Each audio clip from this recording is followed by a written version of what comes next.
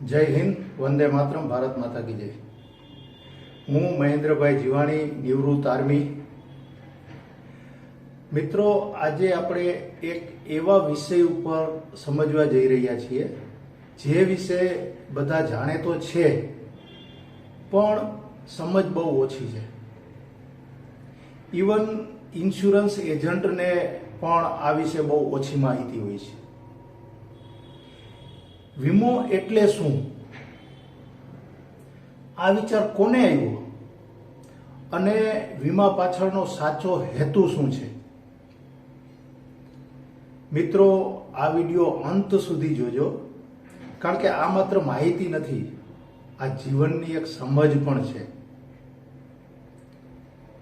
હવે વીમો શું છે? મિત્રો, સરળ ભાષામાં કહું તો વીમો એટલે અનિશ્ચિત જીવનમાં નિશ્ચિત સુરક્ષા। ઘણા લોકો થોડા થોડા રૂપિયા ભેગા કરે અને જો કોઈ એક વ્યક્તિ ને કોઈ તકલીફ આવે, મૃત્યુ, અકસ્માત, બીમારી અથવા બીજા કોઈ નુકસાન, અને એ પૈસા ભેગા થયેલા પૈસા એને સહાય રૂપે આપે અને સામેવાળા પરિવારને એ સમયે મદદ મળી રહે, આનું નામ પણ એક વીમો કહેવાય।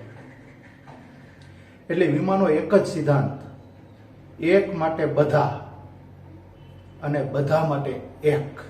વીમાનો વિચાર ક્યાંથી આવ્યો? મિત્રો, વીમો કોઈ આજકાલની શોધ નથી। આજથી લગભગ 4000 વર્ષ પહેલા ચીનના વેપારીઓ નાવમાં સામાન લઈ જતા અને લઈ આવતા, ત્યારે એ લોકો જૂથમાં કામ કરતા। જેમ કે એક 20 નાવનું જૂથ છે અને એ 20 નાવમાં 20 વેપારીઓનો સામાન જતો ને આવતો। હવે એ લોકોને એવું થતું કે અવારનવાર એ 20 નાવમાંથી એકાદ નાવ ડૂબી જાય, ક્યારેક 2 નાવ ડૂબી જાય, તો શું થતું કે જે વેપારીની નાવ ડૂબી જાય એ વેપારી એ જૂથમાંથી નીકળી જતો, કારણ કે એટલું ફંડ એની પાસે ના હોય કે નવી નાવ તૈયાર કરે કે બનાવડાવે ને પછી પાછો વેપાર કરવા જાય। એટલે આ લોકોએ નક્કી કર્યું કે આપણે 20 નાવનું જૂથ છે તો એક નાવ જેટલા પૈસા આપણે ભેગા કરીએ અને કોઈની નાવ ડૂબી જાય તો એને આપી દેવાના, એટલે ફરીથી નવી નાવ બનાવીને પાછા આપણા જૂથમાં સામેલ થઈ જાય। પછી બેબીલોનમાં એ લોકોએ એની સોસાયટી ઊભી કરી। એ સોસાયટીમાં એવું નક્કી કર્યું કે હવે જે આપણે નાવ આપણા પૈસેથી ખરીદીએ છીએ એમ નહીં કરવાનું, એ સોસાયટીમાં નાવ જેટલા પૈસા જમા કરી દેવાના, પછી એમાંથી લોન લેવાની અને લોન લઈ અને જેની નાવ ડૂબી જાય એની લોન માફ કરી દેવાની। ત્યાર પછી આપણે પ્રાચીન ભારતમાં જોઈએ, આપણા ગામ સમાજ એકબીજાને કેવા મદદ કરતા। કોઈ સાથે કોઈ પ્રોબ્લેમ આવે, તકલીફ આવે, કોઈ બીમાર થાય, કોઈ એક્સપાયર થઈ જાય તો ત્યારે આખો સમાજ તેની પાસે ઊભો રહેતો અને તેમને મદદ કરતો। એટલે કે વીમાનો મૂળ ઉદ્દેશ છે જોખમની વહેંચણી। આ એક વીમાનો ઇતિહાસ હતો। હવે આધુનિક વીમાની શરૂઆત ક્યારથી થઈ? તો આધુનિક વીમાની શરૂઆત 17મી સદીથી ઇંગ્લેન્ડમાંથી થઈ। હવે લંડનમાં એક લોયડ કોફી હાઉસ કરીને હતું, જ્યાં બધા નાવના માલિકો ભેગા થતા અને એ લોકોએ નક્કી કર્યું કે જેની નાવ ડૂબે એને આપણે પૈસા આપવા।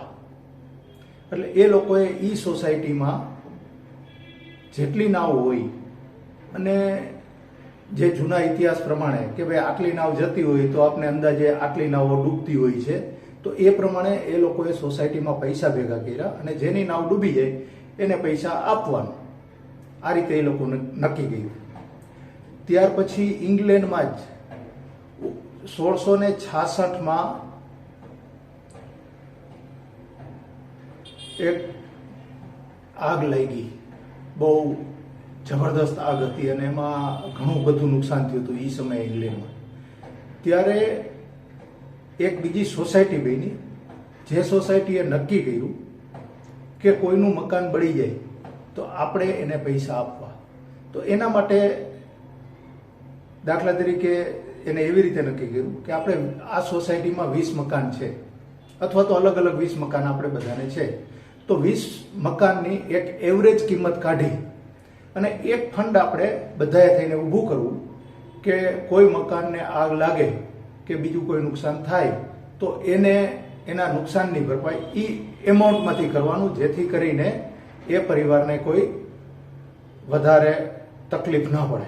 મિત્રો, જીવન વીમાનો હેતુ બહુ જ સ્પષ્ટ હતો. માણસ મરે પછી પરિવારનું શું? તો 1706માં ઇંગ્લેન્ડમાં લાઈફ ઇન્સ્યોરન્સ સોસાયટીની શરૂઆત લીગલી થઈ, જે સરકાર તરફથી જેને માન્યતા આપવામાં આવી. અને ભારતમાં લાઈફ ઇન્સ્યોરન્સ કોર્પોરેશનની સ્થાપના 1956માં થઈ, જેમાં સરકારનો એક જ હેતુ હતો કે હરેક પરિવારને સુરક્ષા પ્રાપ્ત થાય. અને આના માટે વર્તમાન સરકારે એક નિર્ણય પણ કરેલ છે કે 2046 સુધીમાં દરેક પરિવારને સુરક્ષિત કરવો.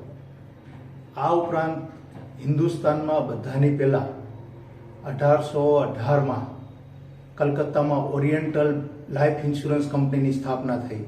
પછી 1829માં મદ્રાસ પ્રેસિડેન્સીની સ્થાપના થઈ.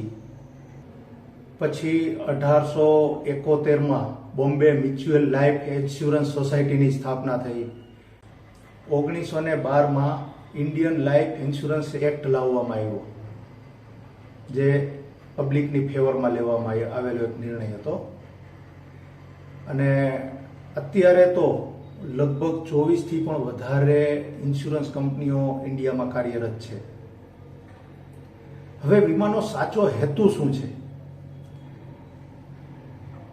મિત્રો, ઘણા લોકો ઇન્સ્યોરન્સને ઇન્વેસ્ટમેન્ટ કે ટેક્સ બેનિફિટ માટે જુએ છે, પણ વીમાનો સાચો હેતુ એ નથી. વીમો નફા માટે નથી, સુરક્ષા માટે છે. વીમાનો સાચો હેતુ છે પરિવારની જવાબદારી, આત્મસન્માન, મુશ્કેલીમાં સહારો અને સમાજની મજબૂતી. આ 4 એના મેઇન હેતુ છે.